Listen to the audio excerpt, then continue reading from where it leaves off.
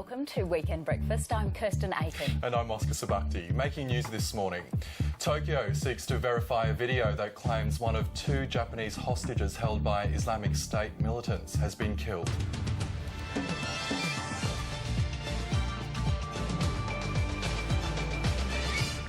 Also ahead, a plea for mercy as the families of the condemned Bali 9 drug smugglers speak publicly of their anguish.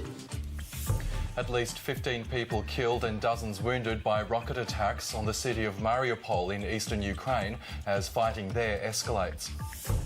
And world number one, Novak Djokovic, continues his Australian Open charge, while former women's finalist Petra Kvitova goes down in a major upset.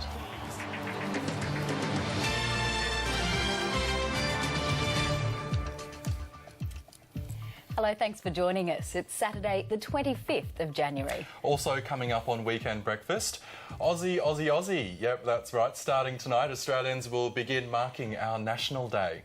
And this morning, the top stories from ABC News. Japan's government says it's attempting to verify a recording posted online announcing the execution of one of two Japanese hostages held by Islamic State militants.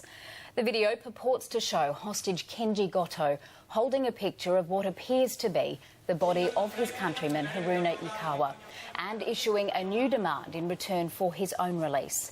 Prime Minister Shinzo Abe denounced the video as absurd and unforgivable following an emergency cabinet meeting. Kenji Goto is a well-known freelance journalist and documentary filmmaker. Mr Ikawa had reportedly gone to Syria to set up a private military contracting company. The families of two Australian drug smugglers on death row in Indonesia are preparing to visit the men in Bali ahead of their expected execution by firing squad. Andrew Chan and Mayuran Sukumaran are expected to be given 72 hours notice of their execution after both had their pleas for clemency rejected by Indonesia's President Joko Widodo. Andrew Chan's brother has told the ABC that although he has confidence the Australian government is doing everything it can, he's coming to terms with the fact the 31-year-old might be killed in the near future. The last couple of days have probably been worse for wear. Nick, that I don't think I've felt this way probably since the beginning when it first all happened. But to know that I guess we're sort of nearing the end of the road is it's heartbreaking. The federal government says it will only consider an apology to former Guantanamo Bay detainee David Hicks if and when the United States formally quashes his conviction. Hicks' lawyer, Stephen Kenny, last week stated he was confident his client's name would ultimately be cleared. Mr Kenny said he'd been told the US government had changed its position regarding the charge of providing material support for terrorism Hicks was convicted of and no longer considered him guilty. Attorney General George Brandis says he'll await official word before responding. The Howard government, like the Abbott government, took appropriate steps to protect the Australian national interest, to support our allies and to participate directly in the fight against terrorism. At least 6 refugees have been transferred to a transit facility near the main town in Manus Island awaiting resettlement. The group includes 3 Iranians, 2 Pakistanis and an Afghan man. They leave behind protests that have gone on for 2 weeks. More refugees are expected to join them to learn the local language and wait for employment to allow them to resettle in PNG. More than 50 men are still being detained in the local jail and police cells for allegedly leading demonstrations at the compounds. Indonesian salvage teams have begun an operation to raise the fuselage of Air Asia's Flight 8501 from the seabed as 4 more bodies were recovered from the wreckage.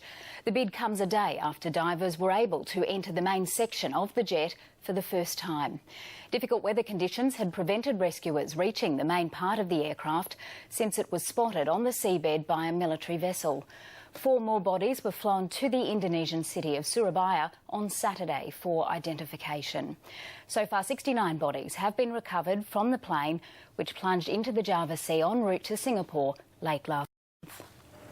World leaders have begun arriving in Saudi Arabia to pay their respects following the death on Friday of King Abdullah. Prince Charles and David Cameron were among a host of leaders to touch down in the Saudi capital Riyadh overnight. US President Barack Obama is cutting short a visit to India to pay his respects to the new king.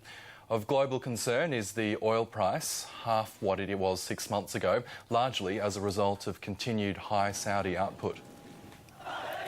Thousands of Yemenis have marched in the capital Sana'a in the biggest protest yet against the country's powerful opposition militia. The protesters demanded Yemen's President Hadi stay in power and impose the authority of the state, despite resigning last week after coming under sustained pressure from the rebels. President Hadi is an important strategic ally for the US, with Yemen being the base for Al-Qaeda in the Arabian Peninsula. An Egyptian court has ordered retrials for nearly 40 Muslim Brotherhood members who were sentenced to death and for more than 100 others who were jailed for life. It comes as the country prepares to mark the anniversary of the 2011 popular uprising that saw President Hosni Mubarak toppled from power. The retrials relate to clashes in the southern province of Minya at around the time when Egypt's Brotherhood-backed government was being ousted by the military in 2013. Late last week, Egyptian President Abdul Fattah el-Sisi said he was seeking a resolution to the case of jailed Australian journalist Peter Grester. And Australian of the Year nominees have met on the lawns of Parliament House ahead of tonight's announcement. This year's candidates list is dominated by inspiring women, making up 6 of the 8 finalists, including Deborah Lee Furness, Hetty Johnson and Rosie Batty.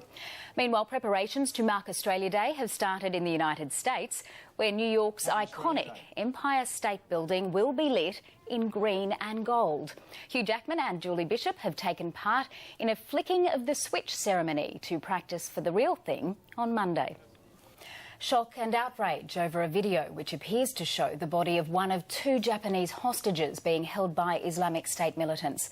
We'll look at the broader international response to the growing threat of Islamic extremism. Also ahead, we'll hear from some of the families of the 2 Australian drug traffickers on death row in Indonesia as they prepare to travel to Bali. And later, we'll be hearing it all day tomorrow. Aussie, Aussie, Aussie.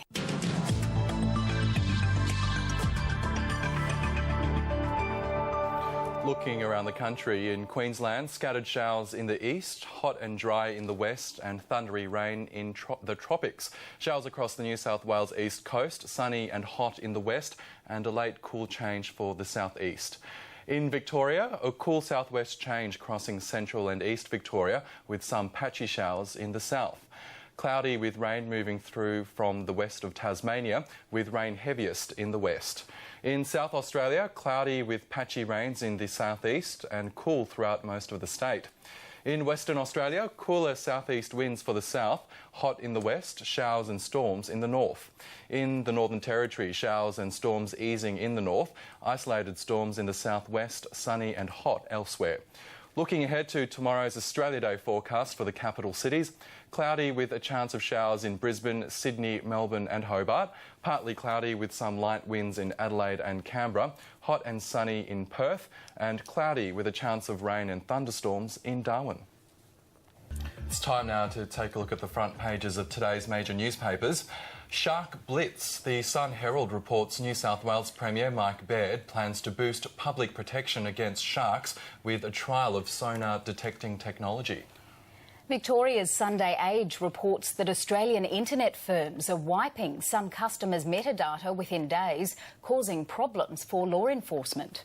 Queensland's Sunday Mail has an exclusive interview with Queensland Premier Campbell Newman where he discusses policy mistakes and describes his wife as his rock. South Australia's Sunday Mail is covering the mercy plea from the families of the 2 Australians on death row in Bali on drug charges.